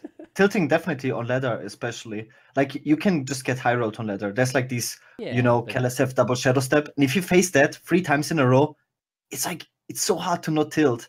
And tilting is just like you will play where it's not optimal. You will not think as long. I see it with pretty much everyone. I don't see any person that is not tilting. Like tilting can be really like you play 10% worse, 20% worse. It doesn't have to be dreaming Deathwing. Yeah. Well, it's extra. It's extra tilting if you make the mistake, though, right? More so than getting high rolled. Yeah, I see people like being like, okay, they think about Mulligan, think about every possibility, and then they get high rolled 3-4 games in a row, and then they're like, do like a 5-second Mulligan and think like 2 seconds of the first turn. Yeah, cool story. It doesn't matter anyways. I mean, it's like Hearthstone is just high roll. Obviously, it's not, but you get into that mindset like when you just have no chance. You face Skull of Manari on turn 5 every game and whatnot. I think in tournaments it's less because you're like, okay, I have these few games that I play. Like even when super bad. I think Adu is like the greatest example.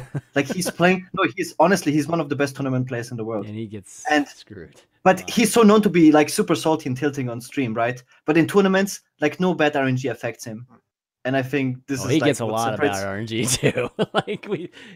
But he will not affect his play at all. Like no matter how bad he draws or how lucky his opponent is. And this like I think separates the professionals from like the amateur pros, whatever. You can really see that they can handle like RNG way better. Yeah, agreed.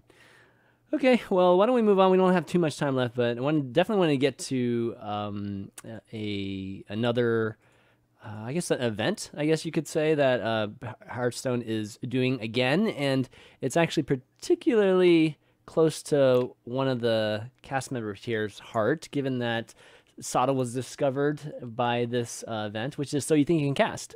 So they're bringing it back. Sottle's a new caster to 2018, to be fair. Exactly. Yeah. I'm the best new caster of every year. As is easily done because he is enormously forgettable. You did forget about Raven, who actually came through. Raven came through it too. Yes. But I've already given Raven like quite a bit of love through the Year of the Raven thing. Okay, so I wanted to like kind of kind of spread the love here to Sottle too. So Think and Cast is obviously a great way of finding talent, and Hearthstone obviously has their rotation of casters right now, but they're always looking for more. Clearly, so. Right now, they're running the event again, and you can submit your auditions by I think you cast to this VOD here that's that they give to you, and then you kind of send your video cast to them, and then answer a few questions here. I don't know why they pertain to they're going to be biased in terms of this or not, but fill out those few questions, and then that's like basically your submission into it. And then I think that they're just going to pick finalists. Yeah, it looks like they're going to pick finalists from, and the finals will take place from April 28th to 29th. But you have to get your audition submitted before March 13th. and I can't really remember the first one. So like, I remember y'all's auditions, but I don't remember what happens after you're the finalists. Like, do you guys go and do something live? Like, I don't even remember what happened. We did playoffs 2 years Yeah, ago. we were Okay. thrown straight into playoffs. Yeah, I Really? went from Wow. Okay. yeah, I didn't realize I that. went from doing like 1 or 2 LAN events and some online casts to hey, I won this. Go sit next to Brian Kibler at playoffs. Like that was literally. And go sit behind Brian Kibler's head at playoffs. Sit next to Brian Kibler and have him not talk to you for 2 Yeah. hours. Is that what happened?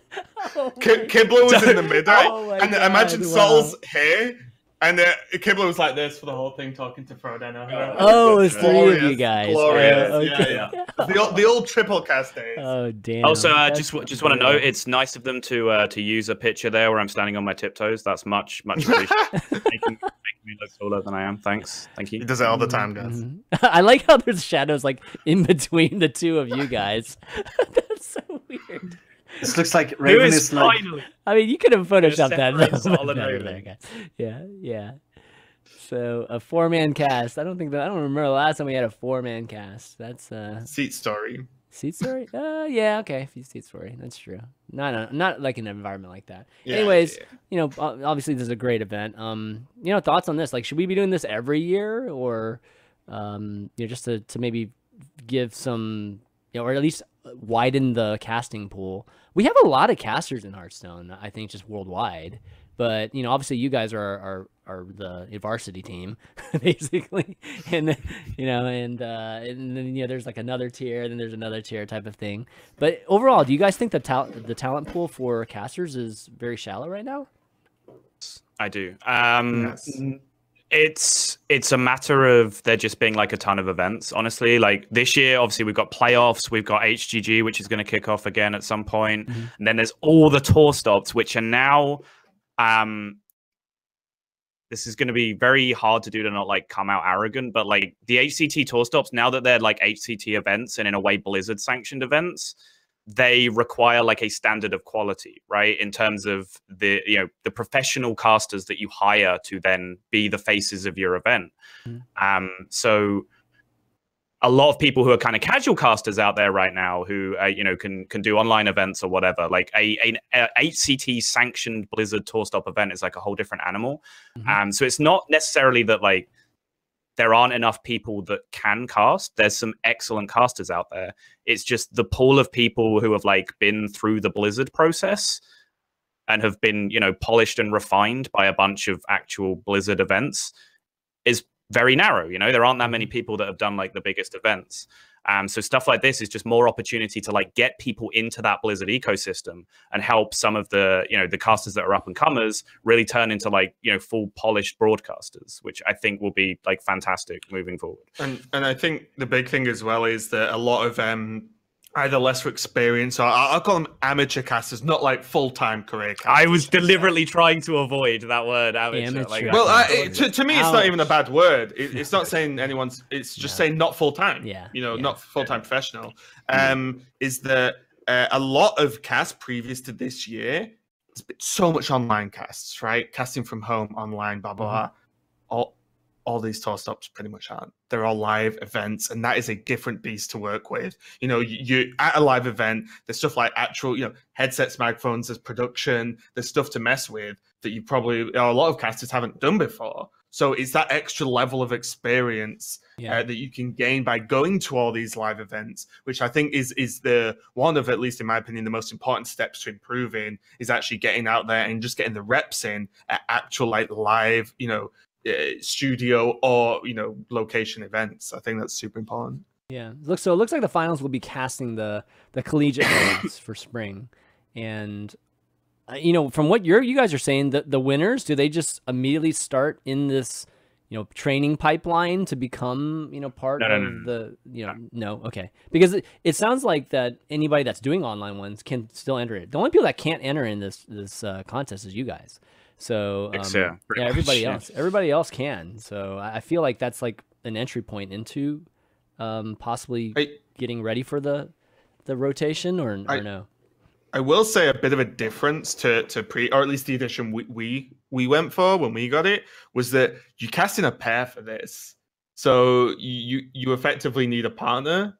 And I think that's the biggest talking points I've seen across all the people I know that are going to go for it is, who do I partner with? Who's correct? How do we do the partnership? And that's very interesting to watch, at least for me, because like me and Sottle and anyone else, especially, you know, I'll just talk about them because I know, but you know, TJ Admirable, Kibler Frodan, we talk a lot about how the pair should work. You know what I mean? Like me and Sottle, believe it or not, plan a few things, discuss a few things, and work out how we're supposed to work together to make the cast happen. It's not all just totally scripted. We get up there, do it live, and it's just sort of shouting at, you know, negative things at me. But you know, I have on more than one occasion actually run a burn past Raven in advance. Like, this is pretty savage, but it's funny. Are you okay with me saying this on camera? Oh, has there been anything he said no to? He's once. One time. Wow. One time, yeah. Okay. All right. That must have been really bad, man. It was really bad. For him to say no, it must have been. I was gonna say, bad. if you guys watch HCT, you know I can take a verbal exactly. punch. I mean, but some lines are a bit like, so. It was probably for the best, because if I had said it, you might not have seen me casting any more HCT in general. Okay. So basically, I saved Sol's career. Yeah, you saved Sol's career. Okay, that's great. That's great. But anyways, get those in, guys. Everybody that's a prospective caster out there and wants to give it a run. All right. Well, I was gonna ask something. Maybe one quick question. We gotta wrap it up because Gaara's got to give laddering again. Real quick, from Jeff B, you got Year of the Mammoth, saw 3 unique legendary types introduced: Quest, Death Knight, Weapon. What would you like to see new type of card introduced in the upcoming year? So one of these kind of like very all-encompassing thematic from the standpoint of an expansion, like those things were. What do you think you'd like to see? Anybody? Gaara, you got an idea for something? I would like to see the shaman class being playable. No, I mean more of something. It was a joke. It was a joke. Okay. The shaman class. Okay, go ahead, Raven. No, you can. No, go for it. No, it gives me more time to think. Okay. So I've had an idea for ages, and it's very similar to what we touched on earlier about specializations and specs. Basically, is I would like to see like trinkets in the game that are similar to like a weapon slot, but maybe a separate mini slot. And the trinket either stores some kind of ability, so you can say like 5 mana trinket, and then you can use it once per turn, 3 times, 4 times, whatever, and it does something. So it's like you almost bank a lot of mana to then have an overturn effect, or a trinket that you have in your deck that say alters your hero power or alters some style of your deck to make it more like a separate specialization, to alter the paths for decks. So, for example, a trinket that would allow Hunter not to have Steady Shot, although Steady Shot's very strong, it makes the Hunter class extremely linear in what it can do. Like, it's weird to build a control Hunter when your hero power kills your opponent very quickly, right? Right. Whereas there could be a trinket that alters your hero power and maybe alters, you know, some of your cards to be more defensive and a more controlling manner, or boost your traps, or, you know, something like that. So some kind of like speciality style trinket or something that can alter a class's not archetype but direction, I'd say. Yeah. Or I was thinking about like win condition, different win conditions similar to Rin that you work towards, like a quest or whatever. That you have to fulfill certain things, like play a certain spell, play a certain minion, blah blah blah. After all that, it just simply says you won the game. That would be very cool. Similar to the Paladin. I'm actually the Paladin. To where Gaara is. I really like alternate board objective kind of thing, like Emperor Thorazan, Fandral. Like, I'm a big fan of those cards where they hit the board and they're like a lightning rod. You have to take care of them. And the interesting thing is that there's counterplay from both sides. Whereas I think the big problem with the quest mechanic is that there really isn't a lot of counterplay. It's a game of solitaire that the player, like playing the quest, has. So that's why I actually was really excited about Quests 4. I thought they were going to be more of that kind of like tug of war, back and forth struggle of like the warrior quest being like attain 25 armor or something, you know? So then it's actually like something that your opponent has counterplay for. They can actually go face against you, limit your armor. You're trying to stack armor. It's like a back and forth thing. So there's a bunch of different ways you could turn that into an actual game mechanic. But it's something that I'd like to see going forward. Just something that diverts strategy just from like game board control, win the game kind of thing, you know. Yeah, And I not mentioned like- something as well. Sorry, go on, Gaara. And not like draw us on 5 and under on 8, and that's enough. Right, yeah. That's a bit more complicated than that. I'll mention a quick one that I remember Firebat telling me about as an idea, but actual like board impact cards. So like Shaman could have Earthquake, and for like a turn or two, it actually like earthquakes the board so that 2 of your opponent's slots in the 7 are unusable because it's the floor's busted or whatever. You know, like some kind of like board manipulation that actually affects the environment as opposed to just either base positioning or you just kill stuff. Or like burn. You take periodic damage every Yeah. turn. Sure, yeah, Exactly. stuff like that, yeah. All right, I've got a couple ideas which are a little crazy, but I think one of them could be like maybe a hybrid of like one of y'all's idea and just like what happens in dungeon runs. Like I think being able to pick a type of aura or ability that's maybe specific to thematically to the classes. You know, like you only have a small subset, not this like giant, you know, +1/+1 all your minions and stuff like that. I mean, it'd have to be designed well, but having like different types of auras that could be selected in the beginning, and it would just like change. Like there would be RNG aspect to it because you wouldn't be able to choose and like know exactly which aura you're going to get. So you can't necessarily deck build around a particular one. So you know, some kind of aspect to that, and then it would create like very different scenarios, like game to game. You know, that's really the thing that I think would be kind of interesting. And then the other thing would be, I think it'd be kind of cool to incorporate somehow the game board, or at least have like a completely different mechanic to the game. Make it more of a video game than a card game, where there's actually other things that you can click on that attacks, you know, minions on the board. Like there's like a, you know, like a vine or a little like, you know, Venus flytrap that can actually attack like one of the minions that you have available to you. I don't know, once every 3 turns. They had that one. I'll get there. They had that once with the in the early beta. If you clicked on it, you took damage, right? They had one of the cards, the chicken or something. What? Really? I don't remember that. Okay, I'll be quiet and find it. Okay. No, but anyways, I think something like that. Those are more mechanic things. Those aren't like one of these things where every single class has a different thing, which is, you know, what happened last year. But I like it though. I like, you know, hopefully they'll figure out something new like that and introduce it each expansion, and have just the whole meta kind of revolve around it, or at least like some of it. Maybe like, you know, a few classes will use it, and then that'll be good enough. The weapon for the most part has been so-so, right? It's really just been the Warlock weapon and a Luneth. That's about it, right? Like, And they're not very good for the game. yeah. Because they're extremely high rolly, and it Yeah. feels like, if you have it, you win the game. Kind of like Kelesif.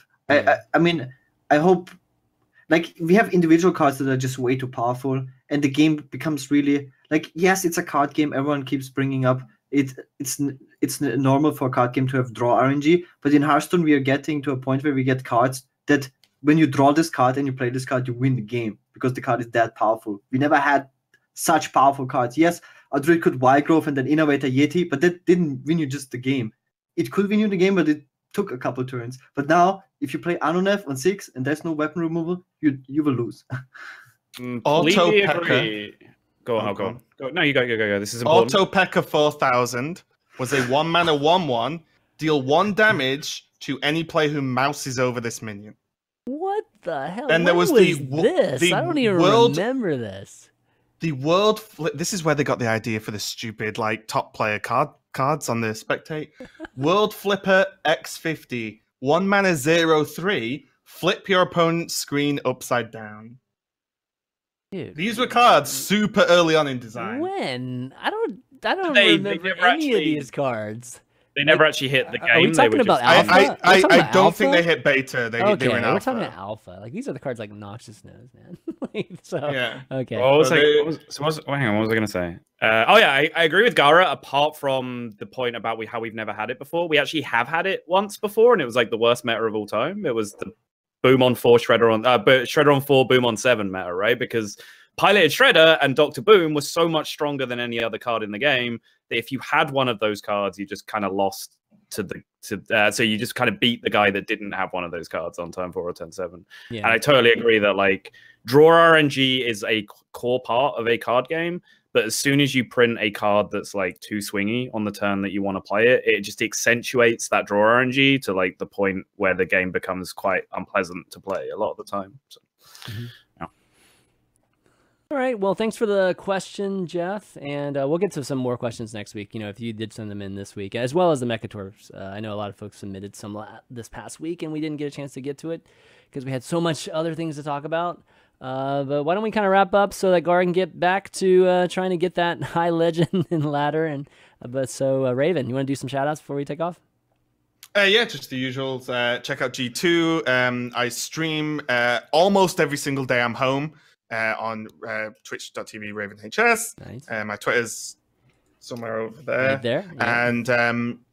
And yeah, I don't actually have any events coming up super soon that I'm casting because I've just got a house, hence the random orange wall behind me, because all new houses have orange walls. But I've got like the moving in, all the mess to deal with. So I've not actually got any events anytime soon. But yeah, keep up with everything because HCT is kind of awesome already this year. So right. Yeah, awesome. Sottle, how about you? Yeah, pretty similar. Shout outs to Complexity, of course. All of our players were in the same boat as Gaara right now, grinding away. I'm hoping they're doing well. Go monitor their progress in a little bit. But yeah, follow my Twitter, which is also underneath me down there. That is an underscore in there. COL underscore Twitter. Could have gone back. I was looking at like our preview. I didn't realize like where we were. It's to your left. Yeah, left. Exactly.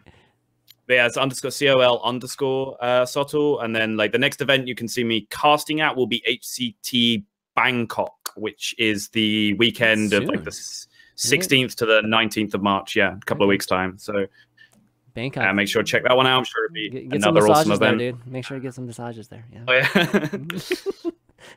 Awesome. Gaara, how about you, man?